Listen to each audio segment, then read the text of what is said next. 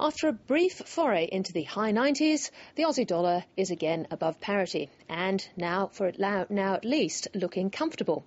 As for the year ahead, Lateline Business has persuaded 5 experts to boldly go and predict the levels and the drivers for the dollar.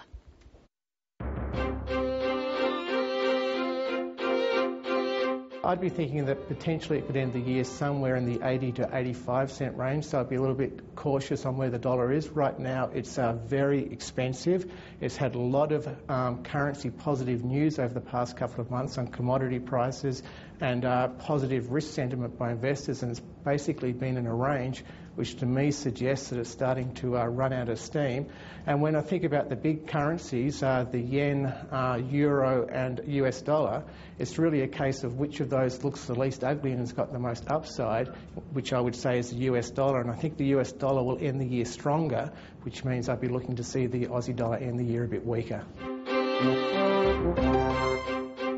The Australian dollar is the hardest of all variables to predict. By the end of this year, I suspect that it will have come off around 10% from its current level, so about 90 cents against the US dollar, and that's based on looking at higher interest rates overseas.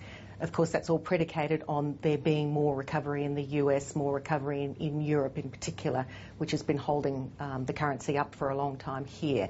We've also seen strength in commodity prices, but I don't expect those to go a whole way further than they already have throughout the course of the year.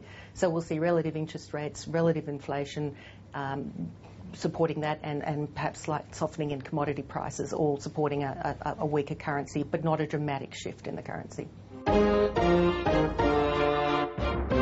By the end of 2011, we tend to think the Aussie dollar will be around 95 US cents. At the moment, we tend to think that there's going to be 2 more rate hikes by the Reserve Bank, but also the US economy is now starting to show some pretty strong signs of growth. And so we think that even though the US Federal Reserve may not increase interest rates, we think the market will be expecting that.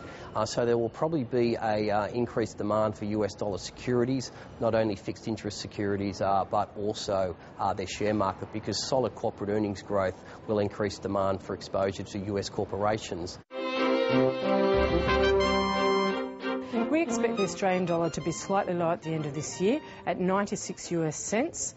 The main reason for that is that the major economies around the world, particularly the United States and the United Kingdom, should start raising rates again later this year. And that'll see their currencies turn up later in the year and see the Aussie dollar come under pressure against the greenback. Look, I see the Aussie dollar staying around these levels. I mean, historically, these are very high levels. Long term, the Aussie dollar's averaged, in sort of real terms, just over 70 cents. So the currency is high at the moment. The reason it's high goes back to the resources boom, high commodity prices, high Aussie dollar. I think that story is pretty much factored into the currency market.